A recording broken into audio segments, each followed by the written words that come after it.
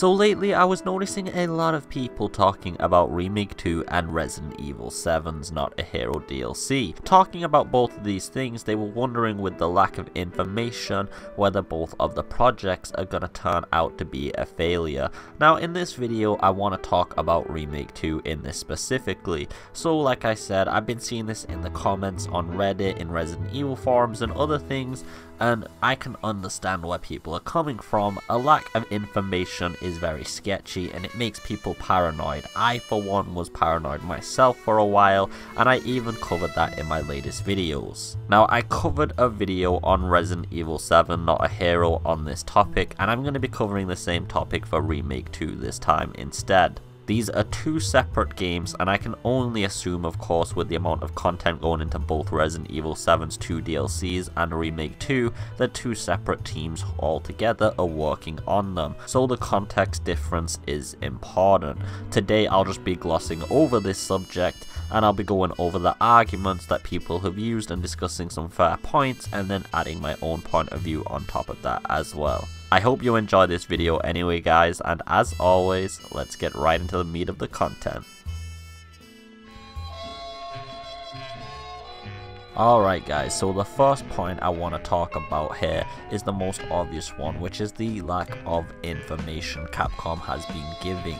Remake 2 and Resident Evil 7 have both come under this same issue. There's been a lack of press releases, there's been a lack of information at events, no trailers, and even the interviews end up in just very vague terminology or things we already know of. Just wait soon, things are going good, among other stuff. None of it's really very interesting, and this is what's causing a lot of paranoia in the community. I'm not particularly sure why Capcom has chosen this strategy, to be honest. It's not exactly the most effective or popular tactic to do towards your fans, and it's sure just to cause a lot of controversy. Looking at the fan reactions over time, you can definitely see that trend play out as well. However, if the leaks for Resident Evil 7's Not a Hero DLC are to be believed, and Dust Golem is correct, which he has been previously, then it's a sign that things are actually going better than we think, and it's just Capcom's being silent for reasons unknown. You can kind of use this example and relay it back to Remake 2, and the probability is Capcom has some good things working and going and a good foundation set. They're just giving a lack of information, again for reasons unknown. We don't know exactly when they're going to finally pop up some information due to this, but I assume it will be at some big event and not just something random. Although that possibility does exist. Now a second point I'm seeing a lot of people making about Remake 2 is the fact that they announced it such a long time ago. This is a crucial detail because Remake 2 was announced over 2 years ago. Combine this with the lack of information, and this is another detail that people are going to get a little bit angsty about. I'd like to say a few things, however. First off, when Remake 2 was initially announced, it was going to be built from the core foundation. They hadn't got the project in the building stage already, and it was still up on the drawing board. There's been no actual screenshots of Remake 2 assets since the initial concept and idea came out, and the only thing we know of in terms of advancement upon details of the game was that they took down a fan project of Remake 2, which shows they were actively concerned with the IP and making the remake still. The next piece of information we got was that the union actors have been dropped from the Remake 2 project, so we're going to get a new voice actor cast if one of the original voice actors is currently part of a union. Now, the only assets I could assume we actually saw of Remake 2 was the C-deck imagery we saw of the zombies. These zombies weren't included in Resident Evil 7 itself, so I can only assume it's for another project. Now, these could have been zombies from Umbrella Corps, because that game did actually use the same photogeometric technology Resident Evil 7 did, and they used normal zombies in the maps. Therefore, it is a possibility these are just the zombies being shown as a presentation example, but it could also be some assets from Remake 2, and this could be an indication that photogeometric technology has been introduced into that project as well.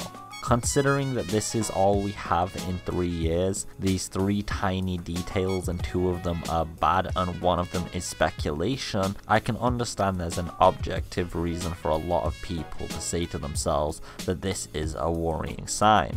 And I don't think people would really try to debate otherwise on this specific issue, because honestly speaking, just look at that. It's a game developer for 2 years just being completely silent. That's definitely a controversial thing, and a lot of people are going to be angry about it, frustrated, worried, paranoid, and some people aren't aggressive against the game developers, they're hoping for the best, they're just scared something might happen to such a cultural classic being remade. I think everybody could agree that Capcom needs to improve their PR, their communication to the fan base, and among other things, they shouldn't be, say, releasing exclusive manuals that explain the ending of Resident Evil 7 from Chris's perspective, which confirm a bunch of canon things, but that's only in Japan for a gun toy. Now, they have a website already that contains a lot of useful information and features, so I'm not sure why they don't use that to relay some key information to the fans sometimes. They could also use their social media and their YouTube to increase the fan communication, and I'm sure nobody wants to watch videos about the doorknobs involved in Resident Evil 7.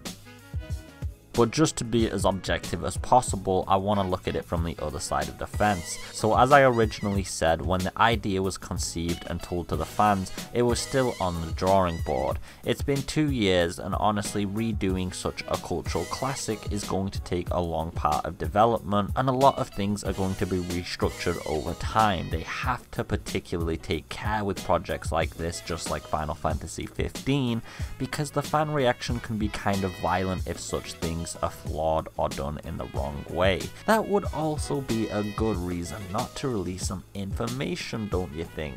It would be a good way to test the waters, see what the fan speculation is, see what they want, what they're worried about Capcom screwing up, and restructuring the game to purposely fit that. On top of that, Capcom has got a lot of split projects at the moment, and I'm not saying anything about that splitting up the costs or anything. It's more the fact that if they want to advertise, say, Resident Evil 7, they don't want to put Remake 2 in there, as it's going to split their fan base between 2 separate projects, and thus each individual one will make less money than if they had advertised them at different times.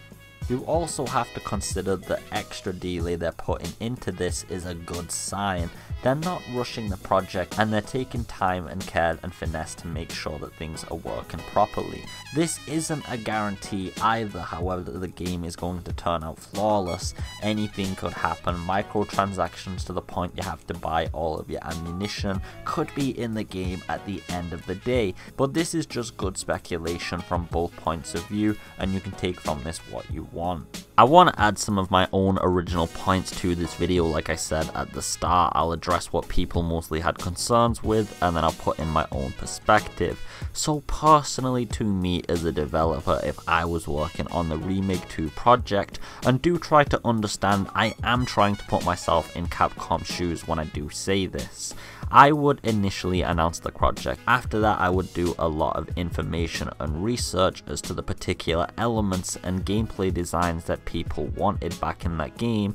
But if we are going for a remake, there has to be some level of artistic and creative lenience. That means we have to allow the developers of the game to creatively change things in a way that might improve the overall flow and experience, and you have to remember that Resident Evil 2 was built in a very old era. The consoles at that time were very limited in hardware, and so even with just a hardware improvement alone, there are many things you couldn't have done in Resident Evil 2 that you can do in Remake 2. Let's talk about some basics such as additional zombie counts, larger environments, things like that. But then you have to consider, just because you can do it, does that mean you should do it? Like I said, if I was Capcom, I would take my time to particularly see what the fans wanted and what they didn't. And given the upgrades in the performance of technology over time, when we do get an idea that people particularly want, say, more zombies, I'd handcraft that to a level of perfection, not just up the zombie count in a particular scene,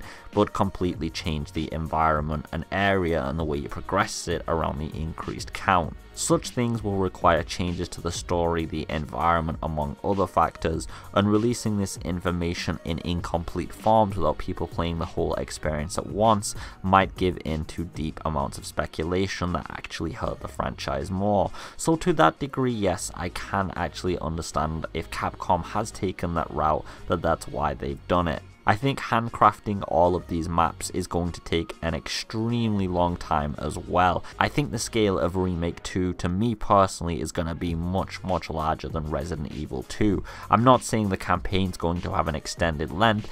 This could be the exact same length in campaign time. What I mean by that is I just think the environments are going to be a lot larger overall, and this is to really give us that impression that we're inside a city under the strife of a zombie invasion. And I'm really just looking forward to that, to be honest. If you've been looking at the background, Resident Evil 1 is in the video. It's the remastered project they did. An incredible amount of effort was put into this and it turned out to be awesome. Lots of people have played the remaster of Resident Evil 1. It's got a mostly positive review rating and pretty much critical acclaim. You could use this as a reference to the amount of effort that they put into their old projects being ported back into the modern generation, and I personally think that the same level of effort at least will have been put into Remake 2, if not more.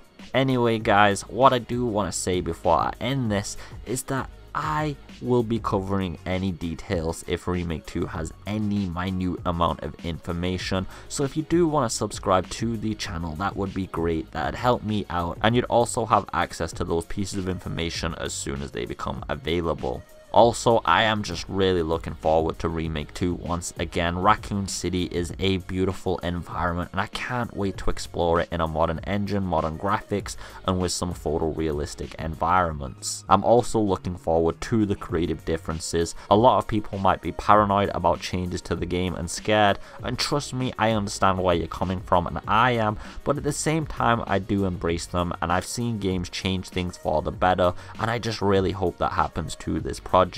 If you enjoyed the video guys, please leave a like to show some support, and I also have a Patreon if you guys want to support there, because unfortunately YouTube has demonetized a lot of my videos lately. I think it may be for containing the word evil in the title, but I'm not too sure. Anyway guys, as always, I just hope you're having a beautiful day. Take it easy and peace.